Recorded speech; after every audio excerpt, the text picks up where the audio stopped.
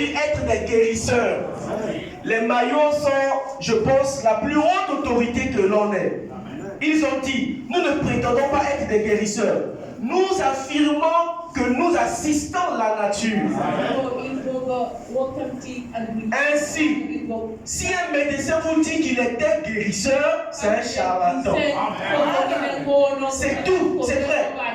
En tant que ministre, j'ai vu autant de ministres charlatans que des médecins charlatans. Ou quiconque qui ne croit pas à la parole de Dieu, pour moi, qui soit Branham, c'est un charlatan.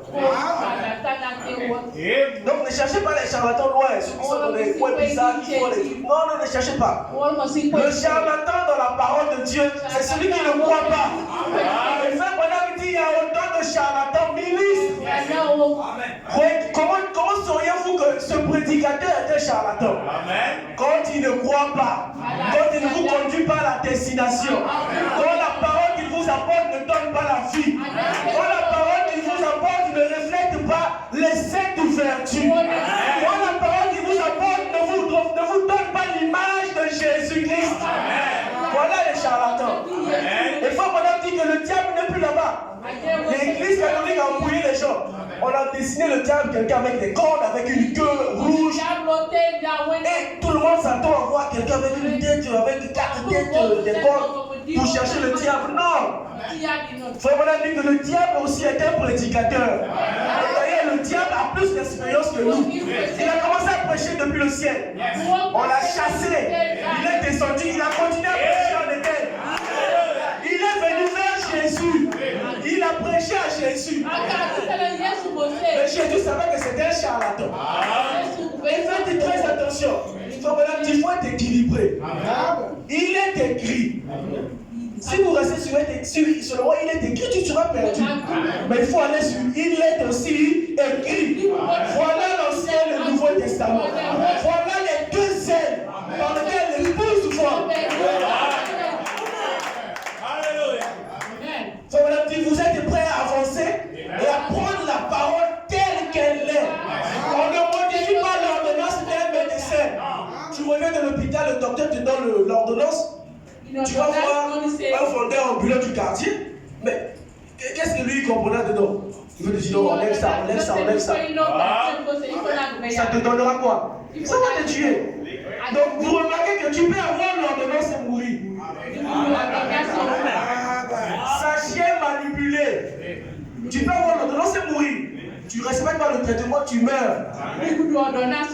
Si on a dit paracétamol, 2 comprimés, c'est 2 comprimés. Tu prends 6, tu meurs. Mais tu as eu la bonne ordonnance. Ce n'est pas la fausse ordonnance qui t'a tué. Tu as la bonne ordonnance. On a dit 2. Matin, midi, soir. Tu prends 10, tu meurs. Nous continuons toujours avec Frère Branham. Donc, écoutez-le prêcher le 6 août 1960. Frère Branham dit au verset, paragraphe 40, prêcher le 6 août 1960, écoutez-le, Frère Branham dit, bon, si vous prenez une ordonnance, un médecin qui écrit une ordonnance a étudié ce médicament. Et il doit y mettre du poison pour tuer les germes. Et il doit y mettre un antidote qui s'interpose de manière à ce que cela ne vous tue pas. Amen. Dans le médicament, ils ont équilibré les choses. Donc, pourtant, le médicament que tu prends est un poison. Mais le médecin, ceux qui fabriquent ces médicaments, s'arrangent à ce que ça tue le germe et que ça te guérisse. Donc ça tue la maladie et ça te donne la guérison. Voilà dit. Et si certains de ces petits pharmaciens charlatans ou des prétendus médecins essaient de falsifier cette ordonnance, cela tuerait le patient. Aujourd'hui, l'église est devenue malade parce que les pharmaciens charlatans du haut de la chair ont falsifié l'ordonnance prescrite par Jésus-Christ. Et cela est en train de tuer le patient. Et c'est ça le problème aujourd'hui. On tue, on meurt spirituellement car on a substitué le baptême du Saint-Esprit à une poignée de main. On ne veut plus prêcher aux gens le Saint-Esprit. Frère, madame, si tu n'as pas le Saint-Esprit, tu es inconnu devant Dieu. Tu n'as aucune relation avec Dieu. C'est le Saint-Esprit qui te met en relation avec Dieu. Jésus a dit, quand je partirai, je vous enverrai le Saint-Esprit. Il fera quoi? Il ne va pas apporter quelque chose de nouveau. Il vous rappellera ce que j'ai dit. Et vous saurez que c'est la vérité. Parce que le Saint-Esprit vous conduira dans la vérité. Le prédicateur a la responsabilité de vous rappeler ce qui a déjà été dit. C'est cette vérité qui vous donne le chemin. Et le chemin, il est écrit dans Jean 14, 6. Le seul chemin dit, je suis le chemin. Dit Jésus. Je suis le chemin, la vérité et la vie. Vous lirez dans la Bible, aucun prophète n'a prononcé cette phrase. Amen. Le seul à avoir dit je suis le chemin. Le seul à avoir dit tu ne peux aller au Père sans passer par moi. Et Jésus dit, Jésus s'est rendu compte que les gens sont rentrés par la fenêtre. Les médecins charlatans, ils sont rentrés par la fenêtre pour se retrouver à la chair. Ils commencent à prêcher dans l'assemblée de Jésus. Jésus se rend compte, mais vous êtes rentrés par où? Ceux qui sont rentrés par la porte ont le Saint-Esprit. Ont le baptême du Saint-Esprit. Mais si votre habillement ne correspond pas, Jésus les a chassés. Voilà ce que fait les charlatans pharmaciens. Substituer au Saint-Esprit. On retire le Saint-Esprit. Parce que le diable sait que le Saint-Esprit te met en relation avec Dieu. Le Saint-Esprit t'emmènera à croire à la parole de Dieu. Le Saint-Esprit ouvrira le chemin pour t'emmener à Jésus. Le Saint-Esprit fera vivre la parole de Dieu en toi. Voilà pourquoi les charlatans sont en train de ôter cela. Frère, madame dit, laissez l'ordonnance que Pierre a donnée être pour chaque génération. Ne jouez pas avec cette ordonnance. Prenez la chose telle qu'elle est écrite. La repentance, le baptême d'eau, oui, vous recevez le Saint-Esprit. C'est ça, frère, madame dit, ne la modifiez pas. Répétez-la telle qu'elle a été dite. Mais aujourd'hui, qu'est-ce qu'on a fait? Tu vois, les gars, ils ont un grand cahier. Oh, quel baptême? Écris sur moi ton nom ici. Après, tu vas mourir là. Ta famille, on paye 500 000. On paye pour toi te faire rentrer au ciel. Toi aussi, tu peux compliquer quoi? Mais donc, je ne dois pas. Oh, va vivre ta vie. Quand tu vas mourir là, ton cahier, ton nom ici. Le nom, c'est pour regarder. Dès qu'on voit ton nom, c'est bon, on va prier pour toi et tu vas. Donc, c'est comme ça. Ah, bon, donc je peux pouvoir vivre. Mais l'essentiel que tu viens à l'église, il n'y a pas de problème. Mais moi, j'ai ici le but. Oh, toi aussi. Va, toi, ton nom ici. Amen. Voilà comment on est en train de retirer ça. On est en train de retirer les gens de la foi. Voilà le rôle des pharmaciens charlatans. Amen. Quand on a eu l'ordonnance, il y a un lieu approprié. Il y a ce qu'on appelle des pharmacies, qui sont des lieux appropriés pour recevoir les médicaments. Amen.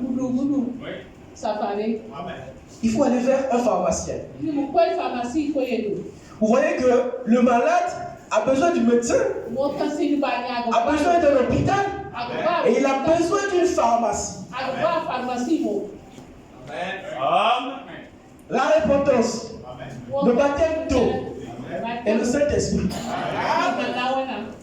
C'est très important. Sans ça, ton âme ne pourra pas être guérie. Vous voyez que nous sommes très rigoureux dans le naturel pour ça. Mais nous perdons de sens le côté spirituel de la chose. Or, la Bible dit que le corps le plus malade, c'est le corps de Christ. Amen. Le corps le plus malade, c'est le corps de Christ. Amen. Que le Seigneur nous aide. On évolue avec Frère Branham. Moi, j'aime Frère Branham. Et je sens que vous aimez Frère Branham.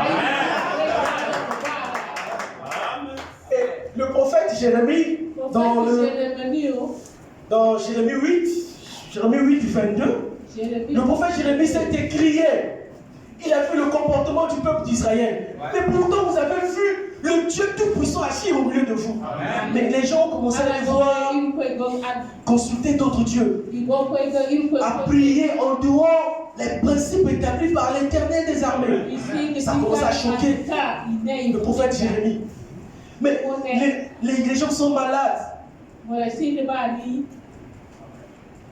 Et la foi commençait à disparaître. Pourtant, ils ont vu le Dieu Tout-Puissant. Et remarquez que Jésus dit, quand je lis ce verset, ça m'interpelle un peu. Il dit, quand le Fils de l'homme reviendra, il n'a pas dit, trouverai-je des églises? Trouverai-je la parole? Mais il dit, trouverai-je la foi? Vous savez, pour que le verset biblique que vous lisez, ou la citation que vous lisez, ne peut se rendre manifeste dans ta vie que si tu crois en ça, si tu aimes. Il faut madame dire que la foi et l'amour sont un. Les deux marchent ensemble. C'est exactement ce que font les gens aujourd'hui. Les gens ne croient pas au Seigneur. Et ils ne l'aiment pas. Si tu crois, tu vas aimer. Si tu aimes, tu croiras. Et Paul dit, à la fin, la foi d'un bon nombre refroidira. À cause des pharmaciens charlatans, les médecins charlatans, c'est de refroidir. Oh, Jésus à la fin veut trouver la foi. Il a besoin de la foi. Et Frère Madame dit ici dans l'âge de l'église d'Éphèse, prêché le 5 décembre 1960, la question était, n'y a-t-il pas de bornes en Galate? N'y a-t-il pas de médecin là-bas? Demandait le prophète Jérémie. C'est dans Jérémie 8, verset 22. Pourquoi donc la maladie de la fille de mon peuple n'est-elle pas guérie? Qu'est-ce qui ne va pas dans l'église? Qu'est-ce qui fait que nous avons trop de vieilles églises malades? C'est parce que nous avons eu des pharmaciens charlatans qui ont mal exécuté l'ordonnance. Frère Madame dit, c'est vrai. Vous savez, quand vous avez une plaie, quand vous êtes malade, vous n'avez pas la force. Vous êtes fatigué. Vous ne pouvez pas accomplir certaines choses. Si vous étiez en vigueur, en bonne santé. Or, l'épouse est dans la marche. Amen. Mais comment tu vas marcher avec une plaie? Il y aura les mouches, il y aura les infections, ça va saigner. Tu n'auras pas la bonne marche. Tu n'auras pas l'équilibre. Et c'est ça le rôle du charlatan. Il rentre par la fenêtre, il détruit la foi. Il vient, qu'est-ce qu'il fait? Il faut madame dire, ils ont tellement, les pharmaciens charlatans ont mal exécuté l'ordonnance. Donc c'est ça le but du charlatan. C'est de mal exécuter l'ordonnance. Non, on lève le médicament là. Toi tu n'as pas lu. Lui dit non, laisse ça, prends, je ne sais pas, j'invente simplement un nom. Il dit prends tel médicament. Mais la maladie correspond avec le traitement qu'on t'a donné. Tu vas avoir, tu n'as pas lu, tu vas prendre les médicaments du sida. Vous voyez la nuance? Pourtant c'est un médicament. Mais est-ce que c'est de ça que tu souffres? Et nous les chrétiens, tu message aujourd'hui, non, on ne compare pas sa spiritualité avec un frère. Je ne peux pas dire, bon, comme le frère, je constate que lui, il prie 2 fois dans la journée. Exemple. Et moi, je prie 5 fois dans la journée. Donc, je suis plus spirituel que le frère. Bon, comme le frère, c'est fini avec son exemple-là. Je prends juste un exemple. Le frère de Doliprane. Il ne faut pas prendre des noms, ça tombe sur quelqu'un. La personne peut mal interpréter. Le frère de Doliprane a commis adultère. On l'a attrapé. Et le frère paracétamol, lui il a seulement volé. Il est parti voler une boîte de sardines, carton de spaghetti dans une boutique. Lui, il va comparer. Hein. Oh, non, moi, j'ai seulement volé carton de spaghetti et nous boire de sardines. Attends, le frère de l'Upan, il a combien du thé? C'est grave, non! Et il se dit que non, lui, son cas est mieux, quoi. Vous avez Jésus a dit, la parole dit que le péché, c'est le péché. Toi qui allais voler, celui qui a commis adultère, et celui qui allait tuer. Devant Dieu, vous avez péché. C'est nous les humains. Non, on va seulement voler. C'est pour ça qu'on se compare spirituel par rapport à l'autre. Et même au niveau de la chaise, ça nous a créé des problèmes. Non, je vais être le plus grand prédicateur, le plus ceci. Pourquoi? On compare pas sa spiritualité avec quelqu'un. Tu compares ta spiritualité avec la parole. C'est ça. Donc, savoir que tu es plus spirituel que le frère X, ça apporte quoi? Regarde d'abord, est-ce que ma vie reflète Christ? Est-ce que j'ai les 5 vertus? Qui dit, ajoutez à votre foi la vertu. C'est ça. Donc, arrêtez de comparer votre vie spirituelle avec le frère qui prie 2 fois, tu pries 10 fois, tu gênes 5 fois. Non. Paul a dit, à chacun donné selon la mesure de sa foi. Dans ta position, comme a dit le pasteur, il ne faut pas faire semblant d'être ce que tu n'es pas. Tu vas te poser des problèmes. Parce que demain, ça va te rattraper. Reste dans ce que tu es. Et Paul a dit, je suis ce que je suis par la grâce de Dieu. Donc vous remarquez que les charlatans aujourd'hui, donc arrêtez de chercher les charlatans qui sont dans le coin où les gens vont consulter. Effectivement, c'est ça qui a gêné, dérangé le prophète Jérémie. Mais n'y a-t-il pas de bon? N'y a-t-il pas le Saint-Esprit? N'y a-t-il pas Jésus dans le corps? Mais comment le grand Dieu, tu sais, qui a réalisé de grandes choses, le peuple malade, au lieu de venir vers le médecin spécialiste, au lieu de venir à l'hôpital spécialiste, au lieu de venir vers la pharmacie spécialiste, les gens commençaient à aller consulter les charlatans, aller voir les dieux étrangers. Il se fabrique lui-même un dieu, il prend un bâton comme ça, il habille, ça devient son dieu. Regardez un peu le niveau où l'homme descend. Ça c'est fabriqué par l'homme.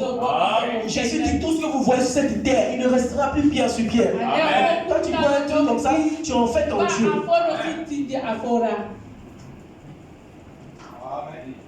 Que le Seigneur nous aide.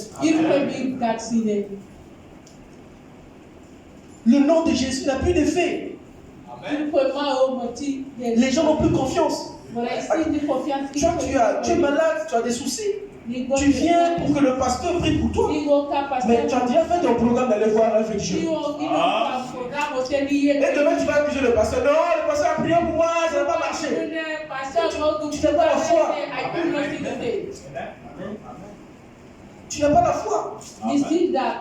Et quand le frère de l'Upan va entendre ça, on a prié pour le frère paracétamol, ça n'a pas marché. Bon, sans savoir que le frère de l'Upan pour qui on a prié là, il a fait son programme d'aller voir son féticheur, tout ça là. Mais le frère paracétamol ne sait pas. Il va se dire, donc la prière là, ça ne marche pas. Vous voyez comment la femme dit que la fille de Dieu est contagieuse. La fille de Satan aussi se contamine. Vous voyez que le frère paracétamol contamine l'autre. Il diminue la foi de l'autre. Vous voyez comment, à cause de nous qui proclamons être des chrétiens, notre attitude, notre comportement a découragé ceux qui sont censés croire. Ah, lui me dit de vivre dans le message, mais lui-même. Mais regarde ce qu'il fait. Regarde ce qu'il fait. Ils sont témoins de nos actes. Ça les décourage. Tu vas les exhorter comment? Alors que Pierre dit que ces écritures doivent être lues dans notre vie. Vous savez, aujourd'hui c'est très facile. Hein? Je suis chrétien. C'est devenu un contexte spécial pour tout le monde. Mais non, mais d'où vient cette appellation? Ce n'est pas les disciples qui ont dit non, nous sommes des chrétiens. Vous là, il faut nous appeler des chrétiens. Non. Vous lirez dans la Bible que c'est à Antioche. Pour la première fois. Pourquoi? On a vu l'image de Christ, la vie de Christ s'accomplit dans leur vie.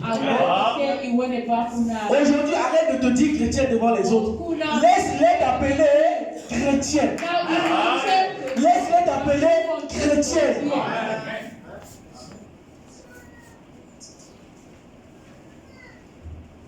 Nous avançons, on va essayer de lire dans Romains 10. Romains 10, verset 9. Romains 10, verset 9 dit: si tu confesses de ta bouche le Seigneur Jésus, et si tu crois dans ton cœur que Dieu l'a ressuscité des morts, tu seras sauvé. Tu dois confesser. Aujourd'hui, les chrétiens ont l'habitude, non, Dieu connaît mon cœur. Oui, il connaît ton cœur. Ici, on dit, si tu confesses, Dieu connaît. Mais il veut que tu l'exprimes. Tu dois le dire pour que lui puisse entrer en scène. Il a dit à Moïse, prononce la parole. Dieu a envie d'agir en nous. Mes frères et sœurs, Dieu est conscient que nous sommes des pécheurs. Nés dans le péché, conscient dans l'iniquité. Dieu est conscient de ça. Mais il nous a prescrit une ordonnance simple. Répondez-vous, soyez baptisés au nom du Seigneur Jésus-Christ et vous recevrez le don du Saint-Esprit. Il a prescrit l'ordonnance. Il a dit qu'il y a trois choses qui rendent témoignage. Il y a l'eau, l'esprit et le sang. La justification, la sanctification et le baptême du Saint-Esprit. Voilà l'ordonnance. Ne cherchez pas loin. Quand je parle de l'ordonnance là, c'est Acte 8, 32. C'est Jean 14, 10. C'est Luc 17, 30. C'est Malachie 4. C'est Apocalypse 10. Chaque verset de la Bible que tu lis, c'est ça l'ordonnance. Si tu tombes en fonction de la situation dans laquelle tu te trouves, tu tomberas forcément sur une ordonnance qui te concerne. Et l'ordonnance traitera ton problème. Nous prenons également Jacques 5. Jacques 5, verset 16. Confessez nos pouvons pécher les uns aux autres. Et priez les uns pour les autres. Afin que vous soyez guéris. La prière fervente du juste a une grande efficacité. Donc, je suis en train de vous donner l'ordonnance. Frère madame dit, ne la modifiez pas. Ne falsifiez pas. Répétez-la, donnez-la telle qu'elle est. Vous savez, si vous êtes à l'hôpital et que le médecin est en train de vous prescrire l'ordonnance, il écrit, il te donne. Tu veux partir, viens, efface encore. Mets dessus. Il te remet. Tu commences à partir, viens encore. Efface. Tu n'auras plus confiance en lui. Viens, il efface. Tu vas douter. Tu n'auras plus confiance en lui. Pourquoi? Parce qu'il falsifie l'ordonnance. Donc l'ordonnance, quand vous m'entendez parler de l'ordonnance, ce sont ces versets que nous lisons. Vous savez, une fois je méditais et je suis tombé sur une citation. Ça m'a beaucoup touché. Je voulais publier la citation là dans un groupe WhatsApp. Et il y a une voix qui m'a dit, mais est-ce que ce que tu as lu dans la citation là, toi-même tu crois en ça? Est-ce que tu vis ça? Amen. Pourquoi tu veux que l'autre puisse commencer à vivre? Amen. Je suis un peu retenu. Je dis, effectivement, c'est vrai. Amen. C'est cette tendance que nous avons maintenant dans le message. Le prédicateur pense que les citations qu'il lit ne le concernent pas. Non, c'est le premier concerné. C'est comme ça dans le message. On cherche une citation pour clouer l'autre. Non. Frère Branham dit, au Branham Tabernacle, s'il y a quelqu'un qui doit aller au ciel, c'est moi. Amen. Non, pourquoi toi tu serais jaloux si le frère dit que c'est lui qui ira au ciel? Le seul. On dit, Frère Branham dit que le salut avec les juifs c'est un groupe qui est sauvé. Mais avec nous les gentils, Frère Branham dit que le salut est individuel. Amen. Si tu crois, si tu confesses que Jésus-Christ est Seigneur, tu seras sauvé. Amen. Tu dois le confesser. La citation te concerne. Le verset biblique te concerne. Il ne faut pas vivre la parole pour l'autre. C'est toi d'abord le premier concerné. Nous allons tomber sur ça. Où Paul dit que le comportement même de certaines femmes gagnerait les âmes. C'est son comportement. Nous allons lire ce verset-là. C'est une ordonnance. Frère Branham dit pourquoi, dans la prédication, pourquoi prêcher le 25 janvier 1961? Pourquoi prêcher le 25 janvier 1961? Frère Branham dit au paragraphe 67. Maintenant, suivez mes frères. Vous savez quoi? Si l'ordonnance a été prescrite correctement, n'amenez jamais cela dans l'une de ces pharmacies des charlatans qui pourraient y mettre un petit peu. Amen. Ou plutôt y ajouter un petit peu. Ou en retrancher. L'ordonnance vous a dit, n'ajoutez pas. Amen. Ne retranchez pas. Amen. Si vous mettez quelque chose de différent là-dedans et que vous mélangez cette formule, celui qui conçoit son médicament, il a écrit des formules chimiques. Il a écrit ces formules chimiques. Quand tu viens, tu retires ça, tu ajoutes, tu retires ça, tu ajoutes. Mais tu transformes l'effet chimique de ce médicament. Donc on dit, si vous mélangez cette formule, cela tuera votre patient. Ça va te tuer. Ne blaguez pas avec cette parole-là. Ça peut te bénir. Ça peut te sauver. Ça peut te délivrer. Amen. Ça peut te guérir. Amen. Ça peut aussi te tuer. Amen. Jésus est bon, nous le chantons. Il est miséricordieux. Il frappe aussi. Amen. Amen. C'est nous aujourd'hui, on a la facilité de prier. On blasphème même le nom de Jésus. Amen. On s'en fout. Le nom de Jésus aujourd'hui est devenu un instrument pour manipuler les gens, pour distraire les gens. Pourquoi? Parce qu'ils ont falsifié la formule chimique du nom de Jésus. Non, tu veux aller demander quelque chose sur le Père. C'est pas la mère. La mère le soir saurait comment parler à son fils. On a dit pour aller chez le Père, il faut passer par le Fils. Amen. Bon, maintenant ça vient du haut, mais vous savez, voilà comment les pharmaciens charlatans. Amen. Non, mais ça ne sert pas. Toi aussi, ça c'est notre thème de la famille. Amen. Comment ça, toi aussi? Nous tous sommes pris. Amen. Nous sommes pris, il faut toujours avoir quelque chose là. Amen. Ça qui donne la force. Jérémie 8, 22. Amen. Pourquoi la plaie de la fille ne guérit-elle pas? Y a-t-il pas de bon en Galate? Toutes ces substitutions qu'on est en train d'imposer là, c'est pour ôter la force du nom de Jésus. Amen. Si tu as ça, va voir le pasteur. Amen. Laisse ça. Amen. Parce que quand la parole de Dieu sort, ça viendra te frapper. Amen. Malheur à toi si tu es un élu. Amen. Dieu fera, il dit, si c'est pour, c'est pour casser même la patte de la brebis là. Amen. On leur casse. Amen. Et après, tu la soulèves, tu la soignes, tu vas marcher. Oh. Tu vas blaguer avec Dieu. Amen. Moïse va te délivrer. Ah, moi c'est pas mon problème. Amen. Moïse, c'est pas mon problème. Là, Dieu l'a chicoté. Ah, Seigneur. Jérémie, va dans ce. Non, ça c'est pas pour moi. Non, moi, je ne peux pas faire ça. Dieu l'a retiré. Quand tu es un élu, mon frère, quel que soit là où tu te trouves, Dieu va te chicoter, tu vas sortir.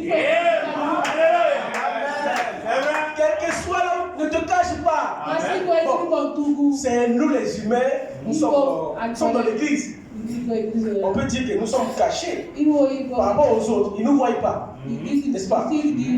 Mais Dieu, on sait que parce que tu es enfermé dans une chambre, donc Dieu ne te voit pas. Ça, c'est humain. Amen. Nous oublions que le Dieu que nous servons là, il est esprit. Madame dit que Dieu est plus près de nous que nous le pensions. Dieu au ciel. Les gens lèvent la tête, donc ils voient la distance. Mais Dieu est loin. Les scientifiques ont dit, bon, ils ont toujours dit que le Dieu là, il est au ciel. Ils ont fait des avions, ça, ils vont là-bas. Mais le gars là, il a dit qu'il va pour construire des bâtiments là-bas. Il y a une ville. Mais nous, on voit rien haut là-bas. Bon, on va créer encore des engins, on ira encore plus haut. Amen. Ils sont pour aller plus haut. Amen. Mais il allait construire les maisons là-haut. Oh non, le Dieu là, il habite au ciel. Oh, le ciel est ma demeure. Non, on le voit bien. Ce sont les maisons. Amen. On dit c'est une distraction. La science évolue. Il y a des planètes. Ah, le type là, c'est bon, il allait se cacher là-bas. Amen. Ils ont fait encore des avions plus perfectionnés, des fusées. Ils sont arrivés, ils sont sortis dans l'espace. C'est un grand vide. Hein? Amen. Le type là, il allait construire où? Ah, ils ont dit, non, il y a une planète là-bas qu'on appelle Mars. Amen. Ah, le type là, il est allé là-bas. Quand on regarde Mars, ses constitutions chimiques, l'homme peut habiter à la vie. Amen. Ils ont construit. Ils sont arrivés là-bas. Non, mais ici, on ne peut pas vivre. Hein? Amen. Mais le type là, le ciel, c'est où? On a dit le ciel consiste en la parole. Amen. Quand vous donnez le ciel, c'est la parole. C'est ça le ciel. C'est vrai. Non. La conception du ciel, les gens ont peur. Ah, le ciel, on m'a dit, Dieu est plus près de toi que vous le. Il est plus près. L'objectif du diable, c'est de faire croire que Dieu n'est pas là. Amen. Et vous savez, le diable, dans le livre de Daniel se mit à prier. Sa prière a été exaucée. Amen. Mais il devait voir un retour. Vous savez, l'ange, quand il arrive, il dit à Daniel, quand tu as prié, la réponse est venue. Amen. Je viendrai avec la réponse. Amen. Mais les démons, les princes des ténèbres m'ont retenu. Ils ont été captifs pendant 21 jours. Je dis, comment 21 jours? Il dit, c'est l'ange Gabriel qui est venu me faire sortir. Voilà, je suis venu vers toi, la réponse. Amen. Chaque fois que tu pries, Dieu écoute, il exauce. Que personne ne vous embrouille. Aucun charlatan ne donne un enfant à quelqu'un. C'est faux. Amen. Donc, madame dit, la seule personne qui crée, c'est Dieu. Et donc, madame dit que la guérison, c'est la création. Amen. Le diable prend seulement ce que Dieu a déjà fait. Amen. Il pervertit. Dieu a créé la joie. Amen. Le diable est venu pervertir. Amen. Dieu a créé la foi. Le diable est venu pervertir la peur. Amen. Sa technique, c'est la peur. Il vient, il te fait peur. Quand tu as peur, tu paniques. Amen. Quand tu paniques, tu es déséquilibré. Amen. Quand tu es déséquilibré, tu peux tomber. Amen. Quand tu paniques, tu déséquilibres, tu fuis. Amen. Donc c'est ça le diable. J'ai souvent l'habitude de dire aux gens, il y avait, je remarquais que les gens se plaignaient, non, moi je suis beaucoup attaqué mystiquement la nuit. J'ai dit, depuis que tu as commencé à attaquer, le diable t'a déjà gagné.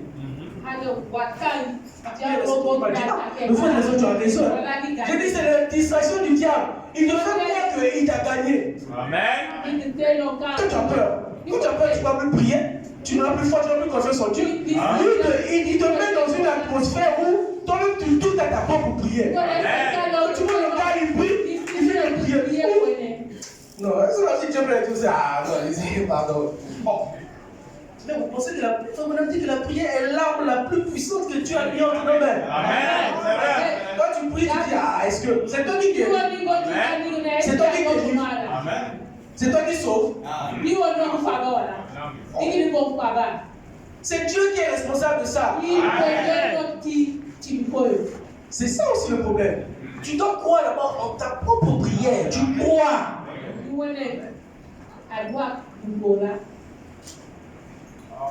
Le diable, c'est un promoteur. Il vient seulement vous embrouiller.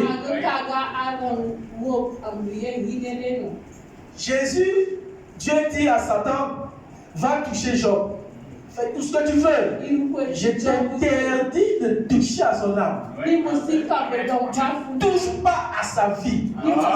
Dieu a donné accès à Satan de toucher notre corps, pas à notre âme. Donc arrêtez avec les histoires dont le sorcier a bouffé un fils de Dieu. Ça n'existe pas.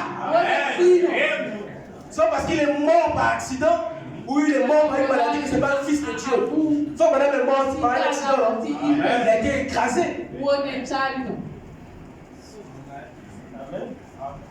Aucun démon ne peut bouffer un fils de Dieu. Quand un fils de Dieu meurt, c'est Dieu qui a décidé qu'il meurt par là, par ce moyen. Et chacun d'entre nous a un canal par lequel Dieu a établi pour mourir.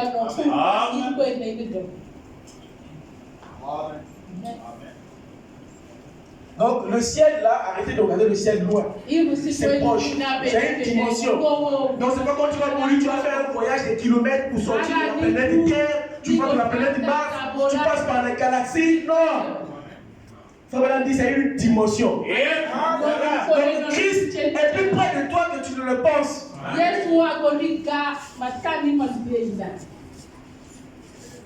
Voilà, nous étions en train de lire dans Pourquoi prêcher le 25 janvier 61. Frère dit, à partir du paragraphe 67, nous étions en bas. Frère dit, laissez donc cela tel que c'est prescrit. Quel genre d'ordonnance il a dit? Répondez-vous. Et que chacun de vous soit baptisé au nom de Jésus-Christ pour le pardon de vos péchés et vous recevrez le don du Saint-Esprit. Car cette ordonnance est pour vos enfants et pour les enfants de vos enfants et pour ceux qui sont loin, en aussi grand nombre que le Seigneur notre Dieu les appellera. Oh frères, répandez-vous, mettez-vous en ordre avec Dieu. Ôtez toutes choses. Ôtez toutes choses. Dieu a promis qu'il vous donnera le Saint-Esprit. Ôtez toutes choses. Vous recevrez le don du Saint-Esprit. Donc on a dit, le Saint-Esprit c'est la promesse pour tous ces fils de Dieu. Donc on a dit que Dieu est tenu responsable de prendre soin de nous. C'est pas toi qui as voulu venir sur la terre. C'est Dieu qui t'a placé sur la terre. C'est pas pour que tu augmentes le nombre de la population terrestre. Non. C'est pour que son esprit habite en toi.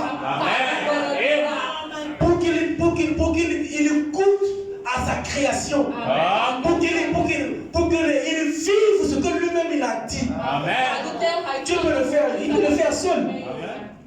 Il peut le faire seul. Voilà pourquoi la Bible dit nous sommes devenus co-héritiers.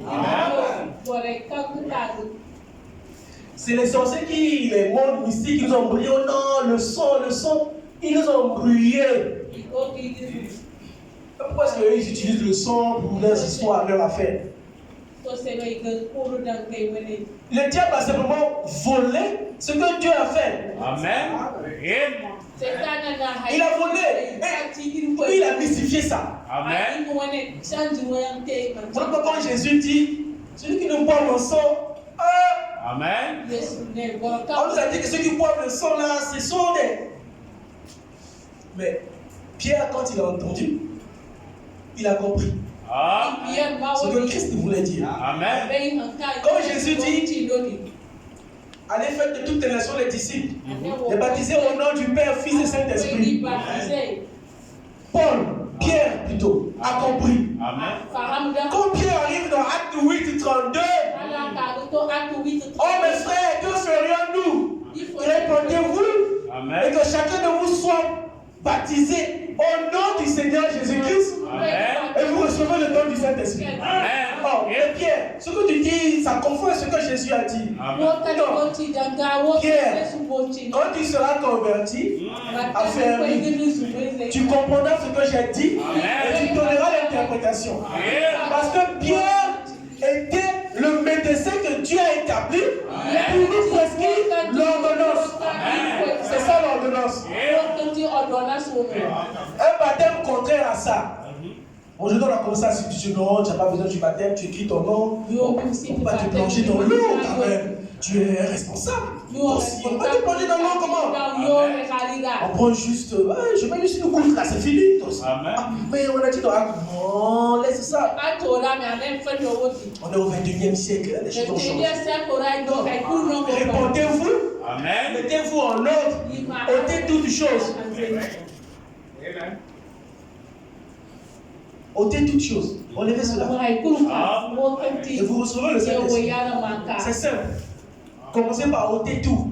On va voir le pasteur, moi, voilà, n'ayez pas peur. Oh non, si tu vas confesser, tu vas dire le totem de votre famille, tu vas mourir. C'est faux. Il a placé une peur en toi. Tu as envie de te débarrasser de ça, tu as peur. Oh non, ils vont me bouffer, ils vont me bouffer. C'est faux. Vous savez, une fois, il y a un des membres de ma famille qui revient du village. Il est venu me voir. Il m'appelle. Non, mais Délassant, tu es où? Je voulais te voir. J'ai dit, bon, moi, je suis au boulot, je finis à telle heure. Ok. On a fait un rendez-vous. On a commencé à causer. Il me dit, non, mais toi, tu ne viens jamais dans les réunions de famille. On ne voit pas. Je lui ai dit, mais moi, je suis ici à Brazzaville, je travaille ici. Mais comment est-ce que toi, tu veux, pendant que vous organisez une réunion là-bas au village, moi, je viens. Ça ne marche pas. Il me dit, non, toi aussi. Je parle des réunions mystiques là. Je dis, mais oui, quand tout le monde se rassemble, mais toi, on ne te voit pas.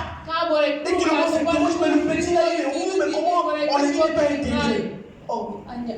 Et dit, oh, moi je pensais que c'était dit, non, on n'a pas des réunions. Moi je te parle de l'autre côté là.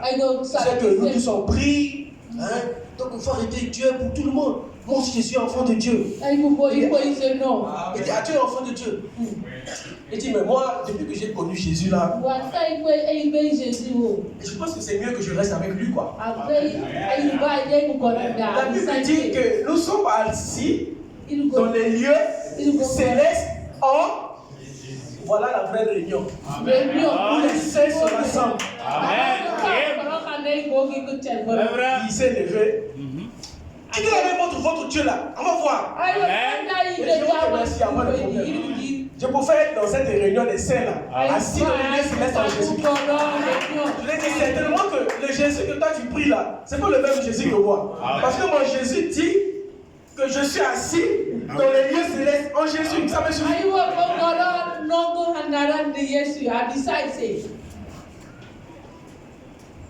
Frère Bonhomme dit, toujours dans la prédication, pourquoi du 28 janvier 61, paragraphe 59, Frère Bonhomme dit, eh bien, ne tripotez jamais la prescription d'un médecin. Frère, lorsqu'il prépare cette prescription, il y met une certaine quantité de poison. Ensuite, il y met assez d'antidotes. Si vous y mettez trop d'antidotes, ça ne vous fera aucun bien. Si vous y mettez trop de poison, cela tuera votre patient. Eh bien, si vous êtes 3 points, si le médecin établit une prescription, vous ferez mieux de l'amener à la bonne. Vous ferez mieux de l'amener à la bonne sorte de pharmacie. Amen. Qui l'exécutera correctement. Amen. Sinon, vous pourriez vous faire tuer par cela. C'est ça le problème aujourd'hui. On a partout trop de pharmaciens charlatans. C'est vrai. Exécuter cette prescription telle qu'elle a été établie. Il faut la garder exactement telle qu'il lui a été établie. C'est ce que dit, c'est ce qu'il a dit de faire. Ainsi, c'est ça le problème. Il y a trop d'enfants morts, trop d'églises mortes. Parce que les gens ne veulent plus du baptême du Saint-Esprit. Ils n'en veulent pas. Ils veulent ajouter quelque chose au lieu de. Si on faisait ceci. Amen. Ils n'en veulent pas. Non, il suffit de serrer la main au prédicateur. Dès que tu me salues, mon frère, c'est fini. Tu te mets déjà au ciel. Non. Ça, tu me salues, moi, c'est fini. Tu vas au ciel. Ou autre chose. Devenir un diacre, chanter dans la chorale, ou faire quelque chose d'autre du genre. C'est ce qui prend la place du Saint-Esprit aujourd'hui. Amen. Ces choses sont bonnes, c'est pas mauvais. Il ne faut pas dire non, il faut de la soirée dit parce que je veux devenir diacre. Non, c'est pas mauvais. Comprenez le contexte dans lequel nous sommes. Donc il ne faut pas regarder le diacre d'un mauvais œil. Ou bien ceux qui chantent à la chorale. Ou bien le chant. Nous sommes dans un contexte. Frère, madame dit, c'est ce qui prend la place du Saint-Esprit. Ces choses sont bonnes. Mes frères, ce n'est pas ça la toxine. Le Saint-Esprit est la toxine, oui. Amen. Et cela fait de vous une nouvelle créature. Cela fait de vous une nouvelle personne. Amen. Cela vous redresse. Et fait de vous ce que vous devriez être. Amen. Cela change votre caractère. Voilà l'importance de recevoir le Saint-Esprit. Quand tu es malade, tu es dans un état qui ne te permet pas de faire certaines choses. Amen. Mais une fois que tu prends l'ordonnance, une fois que, comme tu fais, madame, rassure-toi que tu es en train de t'orienter vers la bonne pharmacie. Rassure-toi que tu rentres dans une pharmacie. Amen. On ne va pas chercher l'ordonnance et la dame qui vont le sel. Ce n'est pas une pharmacie. Donc il y a des lieux appropriés où on va avec l'ordonnance pour qu'on te donne le médicament. Amen. Frère, elle dit, c'est ça qui change ton caractère. C'est ça qui te redresse. Et c'est ça qui fait de toi une nouvelle personne. Parce que remarquez, dans l'état maladif, tu n'as pas la force, tu ne manges pas, tu as mangé, tu ne peux pas te lever. Mais une fois que le traitement, tu le prends, tu redeviens une nouvelle personne. Tu peux te lever, te servir toi-même. Amen. Tu vas à la cuisine, tu te sers de l'eau. Tu peux te lever, tu vas dans la boutique, tu t'achètes quelque chose à manger. Amen. Tu peux manger autant de morceaux que tu veux. Voilà l'importance de recevoir le Saint-Esprit. Amen. Et le pasteur l'a dit tout à l'heure. Aujourd'hui, on a un peu spécialisé la prière seulement pour les cas de maladie. Donc, le frère, tant que ton enfant malade, pour lui, il n'y a pas de requête. Pas. Philippiens 4. Faites connaître vos besoins à Dieu par les prières, les supplications et les actions de grâce. Amen. Quel que soit, c'est un besoin. Mais seulement rassure-toi que ton besoin là est conforme à la parole de Dieu. Amen. Quand tu as besoin d'avoir 5 femmes, et tu veux, non, pasteur, puis pour moi, je veux avoir 5 femmes. Ton besoin là. Non, mais pasteur, Philippiens 4 a dit que faites connaître vos besoins. Non, mais ce besoin-là ne répond pas aux prescriptions de l'ordonnance. Le pasteur, il a l'ordonnance. Quand il regarde, il dit, mais moi, je n'ai pas une ordonnance qui m'autorise de te donner ce médicament. Ça va te tuer.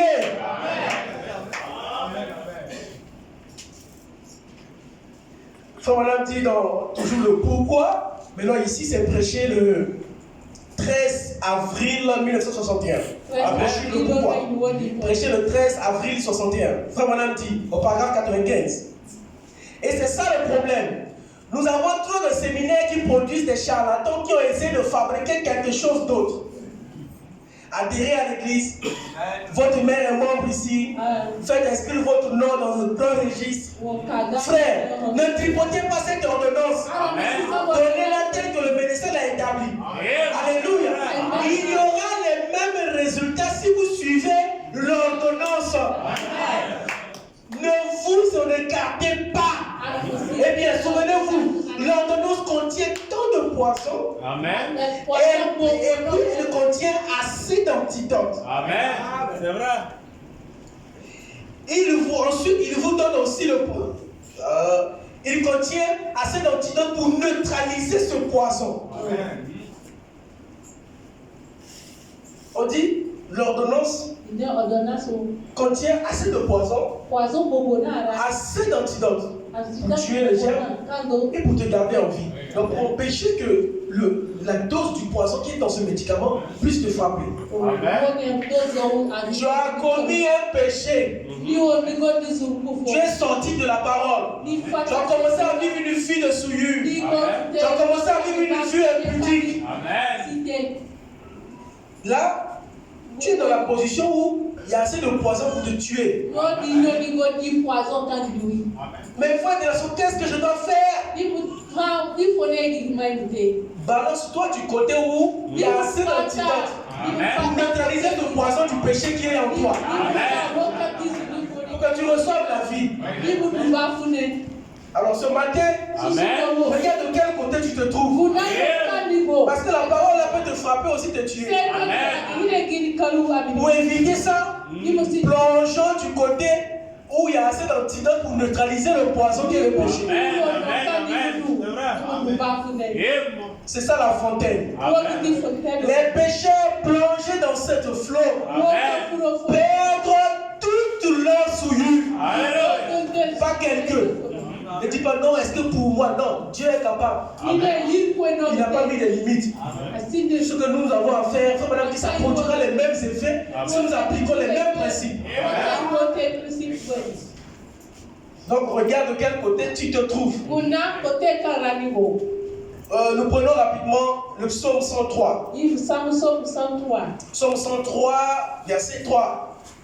Et nous prenons également Ésaïe 53, verset 5. Le psaume 103, verset 3 dit: c'est lui qui pardonne toutes tes iniquités. Toutes tes iniquités. C'est le diable qui te dit non, mais toi aussi. Ah, ce que tu as fait là, tu penses que Dieu va te pardonner. Et puis toi aussi, tu vas raisonner. Ah, c'est vrai. Il faut aller voir le pasteur, toi aussi. Donc, quand tu as fait ça, tu penses quoi? Tu es le seul chrétien. Attends, mais regarde, le frère de Liban. Regarde ce qu'il a fait. Qu'est-ce qui lui est arrivé? Il faut lui prendre, il fait rien ne lui arrive. Donc, je peux continuer pour toi. Amen. C'est lui qui pardonne toutes tes iniquités, qui guérit toutes tes maladies. Il faut madame dire que toute maladie est un démon. C'est les hommes qui ont donné un bon nom. Ils trouvent des jolis noms. Très bons pour donner à la maladie. Tout ça, c'est un démon.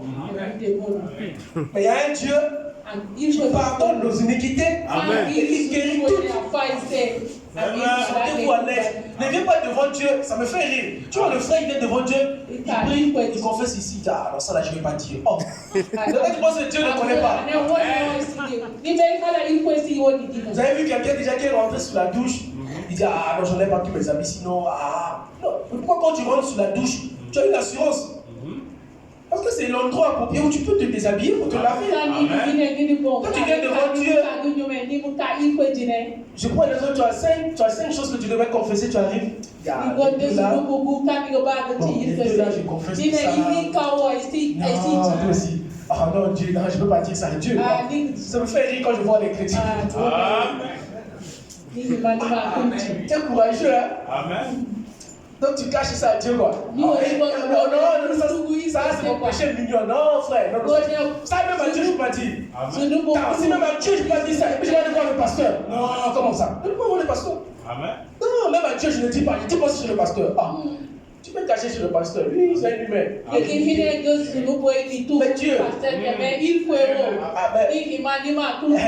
Dieu peut aussi lui révéler. C'est un humain qui est illimité. Mais quand le Saint-Esprit entre en action, il devient une autre personne.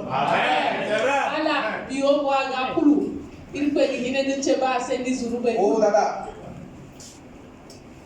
Frère Wanam dit: nous aimons Frère Wanam. C'est ça qui donne la vie. C'est ça qui est l'ordonnance. Il a dit: si vous répétez exactement, vous aurez les mêmes effets. On ne modifie pas l'ordonnance.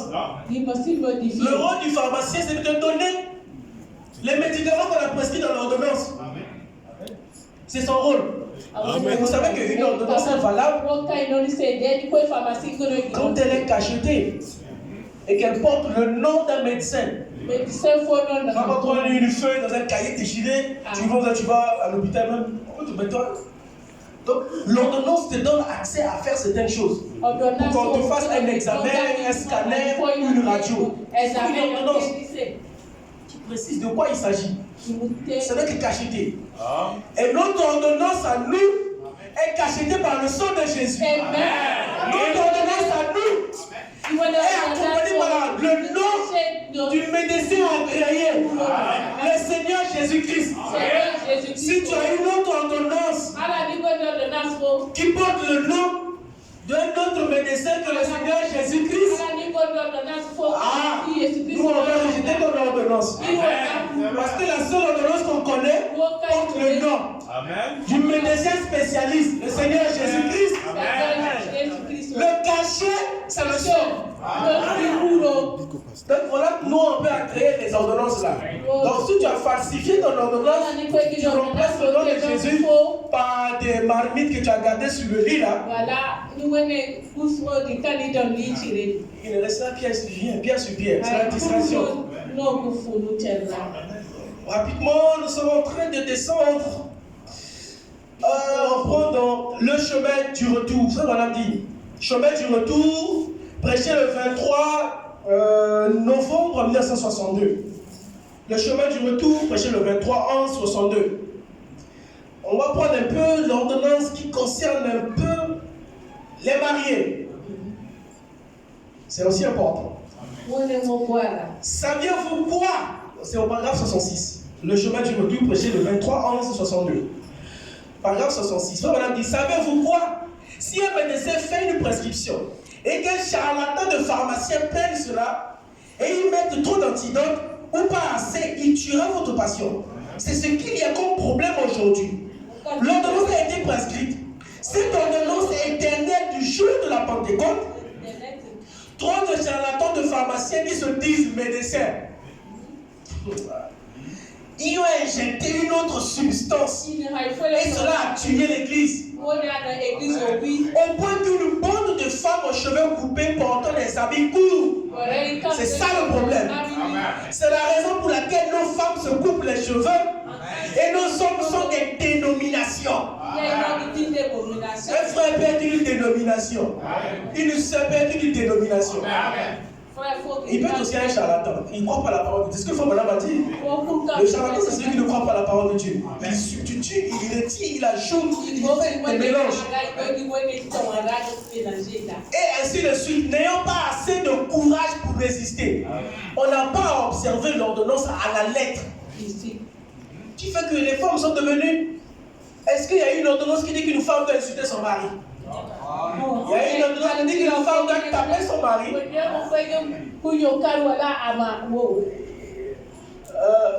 Quand on n'a pas des hommes qui tapent leurs femmes, ça donne un peu un certain courage aux sœurs, quoi. Non, on ne tape pas les femmes, on ne tape pas les femmes. Ça leur donne un peu un certain complexe. Mais est-ce que parce que l'homme ne doit pas te taper que tu dois être poli envers lui? Parce que j'ai comme l'impression que ça a donné ce retour là. Non, comme Marie ne me tape pas, je peux faire, il ne va rien me faire. Est-ce qu'il y a une ordonnance comme ça?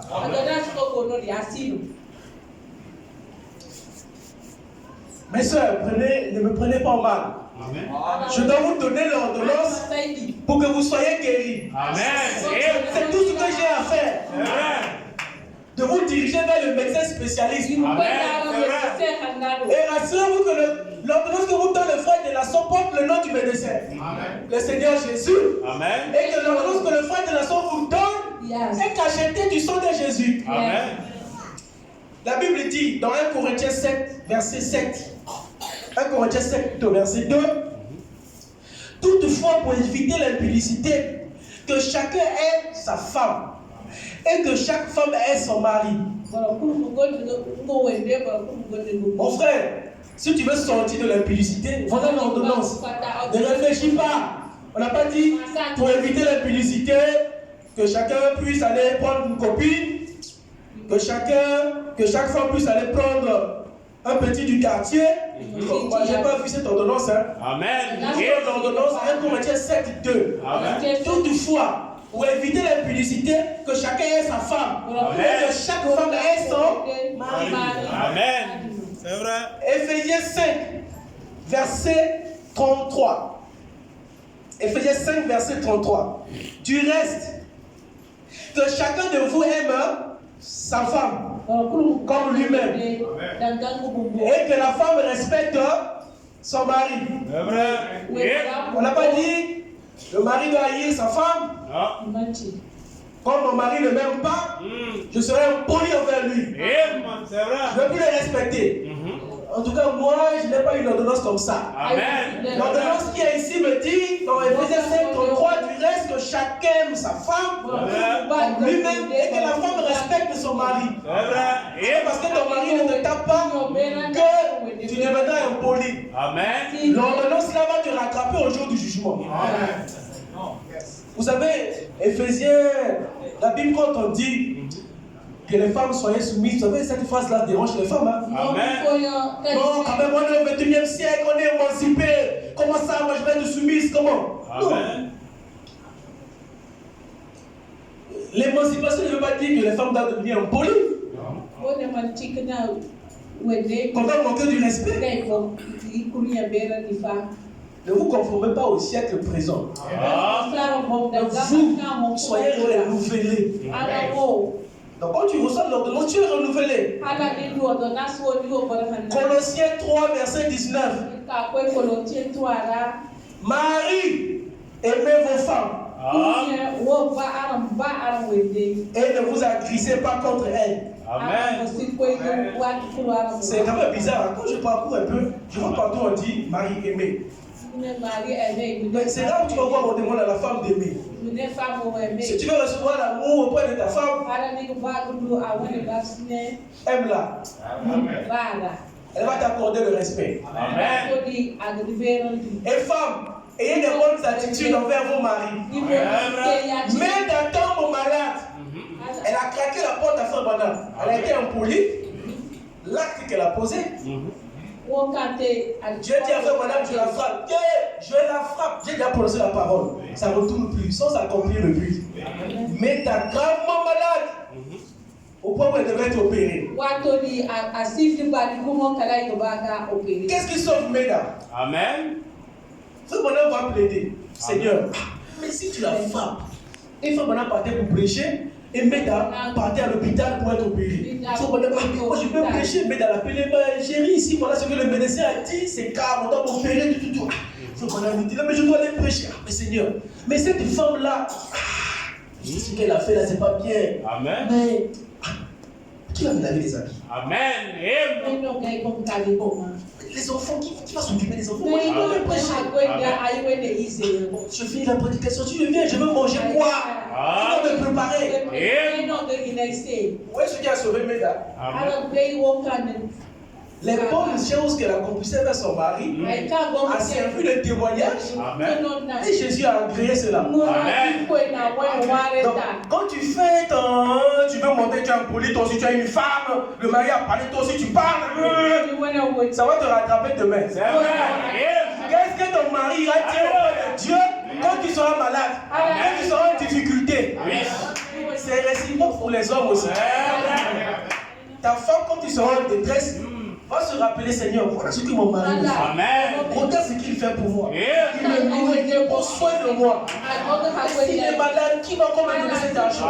Comment je vais faire avec les enfants? Frère, maintenant me dit, si ça produit les mêmes effets hier, ça produira les mêmes effets aujourd'hui. Fais du bien à ta femme, ça te sauvera demain. Fais du bien à ton mari, ça te sauvera demain. 1 Pierre 3, 7. Marie, montrez à votre tour de la sagesse dans vos rapports avec vos femmes, comme avec un sexe plus faible. Honorez-les. Tu vas marier la femme, tu l'habilles plus, tu la portes plus, tu ne dis plus les paroles, tout. Faut madame dire, faut madame être énervé contre les maris qui ont arrêté d'aimer leur femme.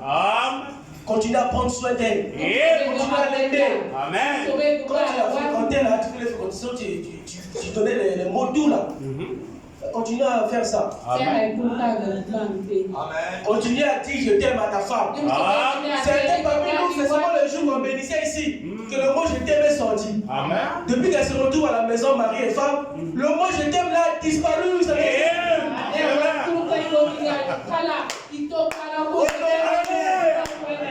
Comme devant aussi hériter avec vous de la grâce de la vie.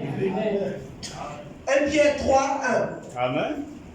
Femmes, soyez de même soumises à vos maris, afin que si quelques-uns n'obéissent point à la parole, ils soient gagnés sans parole par la conduite de leur femme. Amen.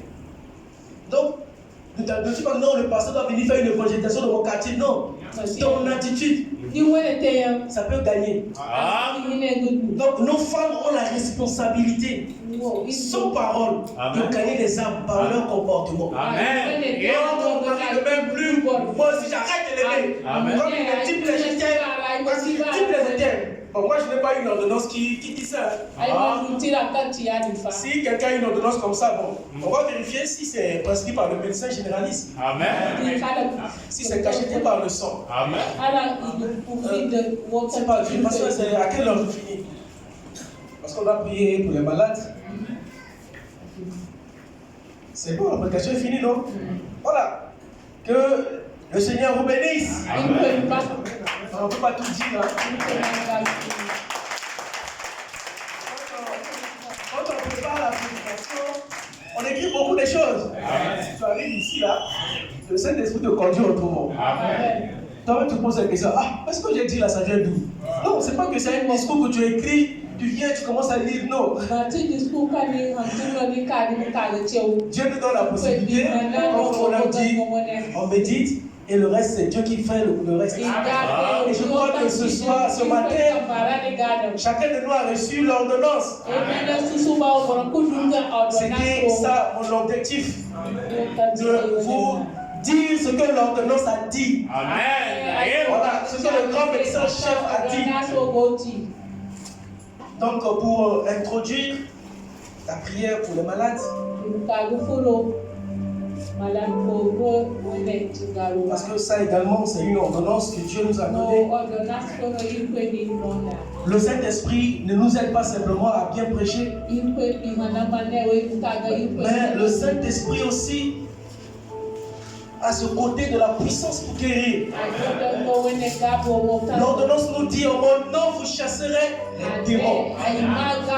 L'ordonnance nous dit, je suis l'Éternel ton Dieu qui te guérit de toutes tes maladies. L'ordonnance nous dit dans Deutéronome 31 verset 6, fortifiez-vous, ayez du courage, ne craignez point et ne soyez point effrayés devant eux. Amen. Que ta situation ne t'effraie point. Aie du courage. Car l'Éternel ton Dieu marchera lui-même avec toi.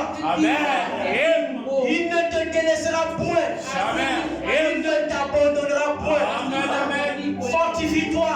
Aie courage. Crois en Dieu. Amen. L'Éternel ton Dieu ne t'abandonnera pas.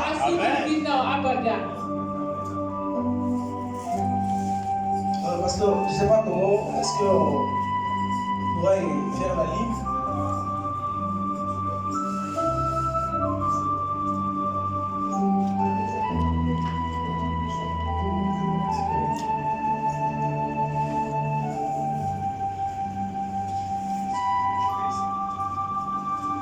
Le pasteur va donner un peu quelques instructions.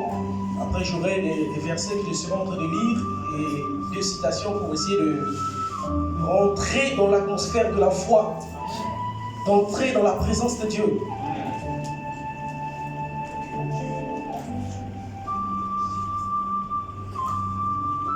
Nous avons fait, je vais dire ça depuis.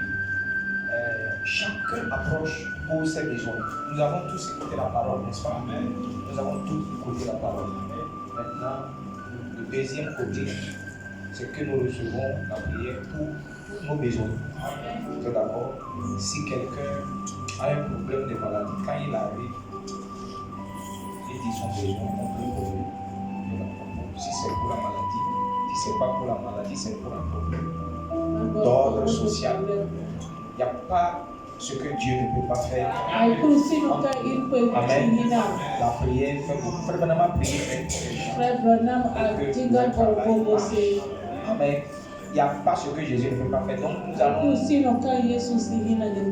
faire la ligne. Ceux qui veulent au fur et à mesure. Quand tu finis, tu vas à ta place. Les diacres font ça. Merci, merci pasteur, que Dieu vous bénisse. Alors si nous pouvons entrer dans cette atmosphère, si nous pouvons toucher Jésus ce matin, la femme à la perte de sang n'a pas regardé son entourage. J'aimerais que cet après-midi ou ce matin, que Jésus puisse dire à ton sujet, qui m'a touché? Il faut vraiment dire que toucher Jésus, c'est de croire ce qu'il a dit. Il est capable de te toucher. Il peut te toucher. Et tu peux le toucher. Saisis-toi simplement de ses promesses. Jérémie, la Bible dit dans Deutéronome 31, verset 8, l'Éternel marchera lui-même devant toi. Il serait lui-même avec toi. Il ne te délaissera point. Il ne t'abandonnera point. Ne crains point et ne t'effraie point. Frère Madame dit, donc la guérison est ce qu'est la maladie. Au paragraphe 10, prêché le 8 août 1950. La guérison divine est à la portée de tout le monde. Et tous ceux qui sont chrétiens ont le pouvoir de prier pour les malades. Si vous êtes malade, frère Madame dit, appelez un bon chrétien pour vous aider à prier jusqu'à ce que vous ayez foi dans cette prière. Tu dois croire à la prière du bon chrétien qui prie pour toi.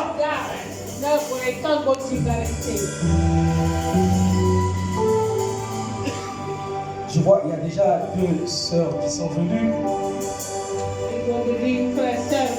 Vous devez arracher votre bénédiction auprès de Satan. Il vous l'a volé. Il a volé ta santé. Tu es capable de l'arracher ce matin entre les mains de Satan. Nous avons reçu le titre de propriété, l'autorité avec le nom de Jésus.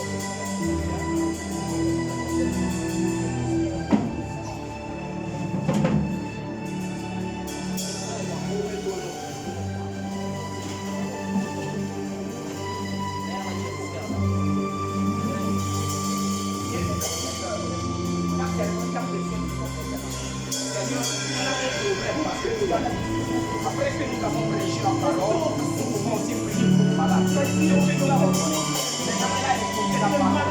Elle a pris sa parole. Dans le nom de Jésus, Seigneur, parle à son et que ce soit qu'elle puisse accepter, Seigneur, que ce que tu as ordonné de ce mal, ce mouvement de mal, de parents, Seigneur, je leur donne de sortir au nom que cela ne puisse pas être dans la parce que Seigneur, elle désire simplement de voir que Seigneur, Seigneur, accorde-la, Seigneur, la foi, sachant que Dieu, le Dieu qui a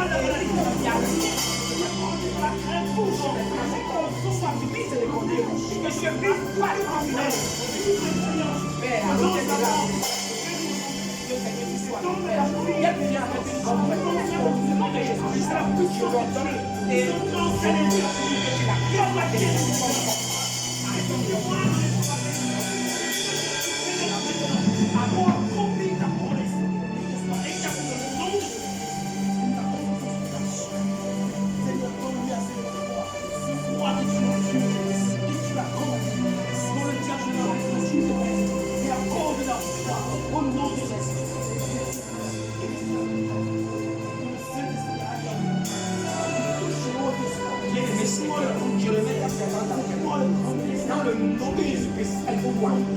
Parce que c'est toi qui as dit que quand nous allons prêcher la parole, de guérir aussi les malades et de pouvoir, Seigneur, de faire voir ta bonté, ta grâce. Je la remets à terre, Seigneur, je te prie. Donc elle est là pour la coucher au terre. Et toi, tu as pris, je prie. Qu'elle ait mis toi que les gens, au nom de Jésus-Christ, sois, Seigneur, que les sages-femmes qui vont la coucher. Oh Dieu, c'est toi qui as mis, Seigneur, que c'est toi, Seigneur Jésus, pour toi,